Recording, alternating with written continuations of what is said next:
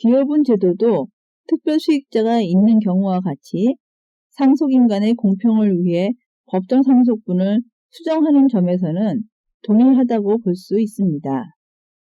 그럼 기여분 제도가 어떤 것인지에 관해 이해를 돕기 위해 다음의 사례를 보시고 이어서 설명을 드리도록 하겠습니다. 갑은 아들 셋을 두었는데 아들 중에 첫째 A와 둘째 B는 자신들이 사업을 하느라 아버지에게 수시로 사업 자금을 요구하여 이를 말리는 아버지를 괴롭히고 재산만 낭비하고 있었습니다. 하지만 유독 막내 아들 C만은 아버지의 사업을 도왔는데요. 이에 아버지가 운영하던 사업은 막내 아들의 헌신적인 노력으로 동종업계에서 2위로 도약하기에 이르렀고, 아버지가 나이 들어 거동이 불편해진 이후 약 10년 동안 막내 아들은 결혼도 미루고 아버지 수발을 들었고, 아버지가 돌아가시기 전 2년 동안 병원에 매일 아침 저녁으로 병간호를 하였습니다. 아버지가 사망하자 첫째 아들 A와 둘째 아들 B는 재산을 똑같이 나누자고 요구하고 있습니다. 네, 여러분이 이 사례를 해결해야 한다면 어떻게 하실까요? 이런 경우 아들 A와 B의 요구는 타당한 것일까요? 또 그동안 아버지를 도와 사업을 키웠고 병간호를 한 막내 아들 C는 형들의 요구를 순순히 받아들여야만 할까요?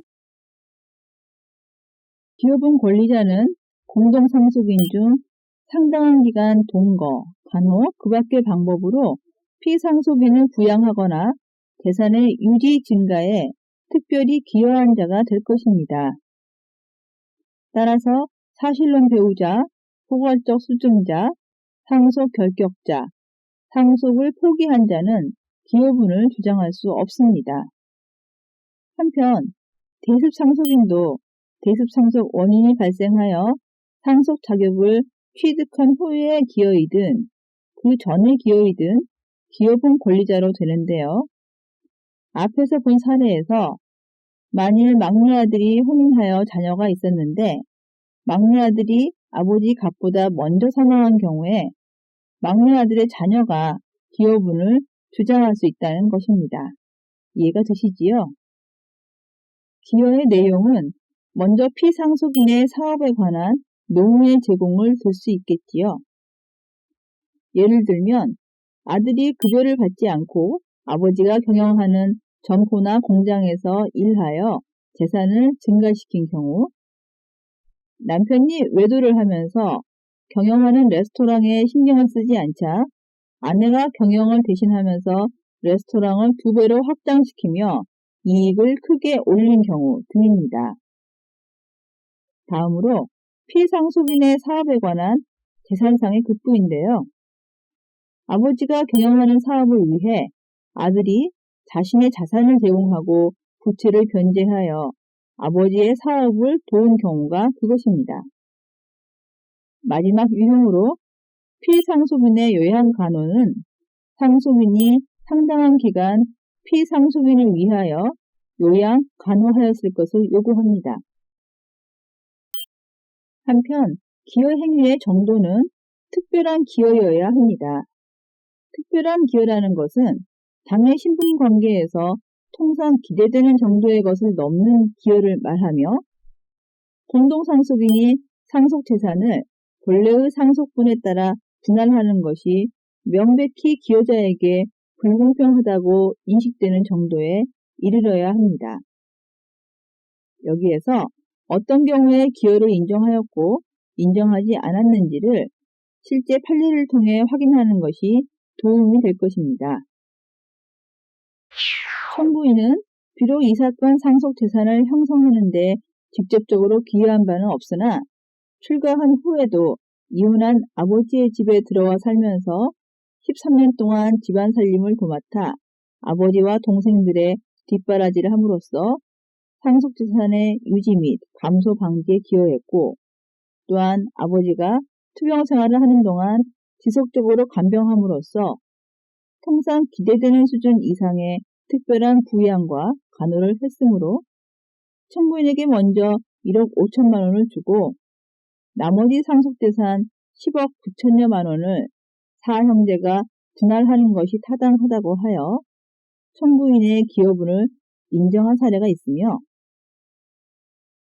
원고가 결혼 전은 물론 이후에도 계속 부모를 모시고 지냈으며 아버지가 사망한 1967년 이후에는 어머니, 미혼인 형제들과 함께 생활하였고 특히 남편이 화단품 특약점을 경영하기 시작한 1974년부터는 육체적으로 쇠약한 어머니를 원고 소유의 주택에서 모시고 생활하면서 어머니의 유일한 수입원인 임대주택의 관리를 계속하였으며 1977년 형제들이 모두 혼인, 분가한 이후에도 아버지의 제사를 모시면서 어머니를 계속 부양하였고 1993년부터 어머니가 병환으로 입원 치료를 받거나 집에서 요양하는 동안 치료비를 선납하고 간호를 계속하여 왔다면 통상 예상되는 부양 의무 이행의 범위를 넘는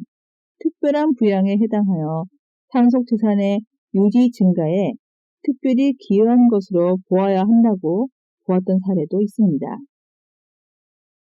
이처럼 기여분이 인정되기 위해서는 특별한 기여라고 하는 사정이 인정되어야 한다는 것을 유의하시기 바랍니다. 다음은 기여분의 결정이 어떻게 되는지 보시겠습니다. 기여분은 공동상속인의 협의 또는 가정법원의 심판에 의해서 결정되는데요. 먼저 협의는 모든 공동상속인의 협의로 결정을 하고 기여분 산정에 관한 발의는 기여자뿐만이 아니라 공동상속인이면 누구나 할 수 있으며 통상 기여분은 일정한 가액으로 결정이 되지만 동산, 부동산 등의 재산으로 기여분 협의를 하는 것도 가능합니다. 만일 공동상속인 사이에 기여분에 관한 협의가 되지 않거나 협의할 수 없는 때에는 가정법원이 기여분을 정합니다. 기여분의 결정은 독립된 심판이면서도 상속재산 분할 심판의 전제가 되는 문제이기 때문에 상속재산 분할 심판의 계속 중에 기여분 결정 심판을 별도로 하거나 동시에 하는 것도 가능합니다. 기여분이 있는 경우는 상속 개시 당시에 피상속인의 재산 가액에서 기여분을 공제한 것을 상속재산으로 보고 법정 상속분의 기여분을 가산한 액을 그 기여자의 상속분으로 합니다. 따라서 기여분의 결정에 따라 구체적 상속분이 정해지고 그에 따라 상속재산 분할에도 영향을 미치게 되는데요. 구체적인 산정 방법을 알아보겠습니다. 먼저 기여분은 상속이 개시된 때에 피상속인의 재산 가액에서 유증의 가액을 공제한 액을 넘지 못합니다. 이는 기여분보다 유증을 우선시키는 것이라고 할 수 있습니다. 예를 들어 상속재산이 1억 원이고 유증이 4천만 원인 경우 기여분은 1억에서 4천만 원을 공제한 6천만 원을 초과할 수 없다는 것입니다. 만일 기여자와 별도로 특별수익자가 병존하는 경우에는 조금 복잡하지만 단순화시켜 사례를 통해 설명드리죠. 아버지가 상속재산으로 2억 원을 남기고 사망했고 자녀로는 아들과 딸이 있었습니다. 그런데 아들의 기여분은 4천만 원이 인정되었고 딸은 아버지의 생전에 6천만 원을 증여받았습니다. 이런 경우 먼저 상속재산을 확정해야 되는데요. 상속 개시 시의 재산 2억 원에서 아들의 기여분 4천만 원을 공제한 금액 1억 6천만 원이 나옵니다. 그렇다면 아들과 딸의 법정 상속분은 각각 2분의 1씩이어서 각 8천만 원이 되겠지요. 결국 아들은 법정 상속분 8천만 원에 기여분 4천만 원을 합하여 1억 2천만 원을 상속분으로 인정받는 것이고 딸은 이미 6천만 원을 받았으므로 법정 상속분을 고려하여 추가로 2천만 원만 상속분으로 받으면 된다는 것입니다. 자, 그럼 앞의 사례는 어떻게 되는지 알아볼까요?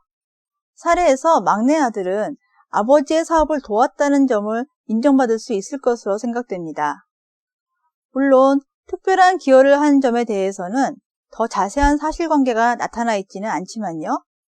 아버지의 사업을 위해 결혼도 미루고 또 아버지와 함께 살면서 위의 두 형들과 비교한다면 아버지의 병간호도 더 열심히 한 것으로 보입니다. 또한 아버지의 사업을 동종업계에서 2위로 키운 사정도 특별한 기여를 인정할 것인지 여부에 대해서 판단 자료로 이용될 수 있겠습니다.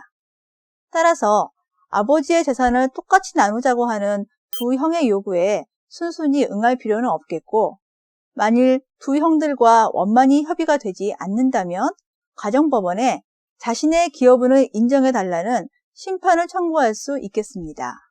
이 사례에 대해서 의견이 나뉠 수도 있겠고 또 구체적인 사정에 따라서 결론이 달라질 수도 있겠습니다. 결국 법원이 여러 가지 사정을 고려해서 결정을 내려야 하는 문제인데요.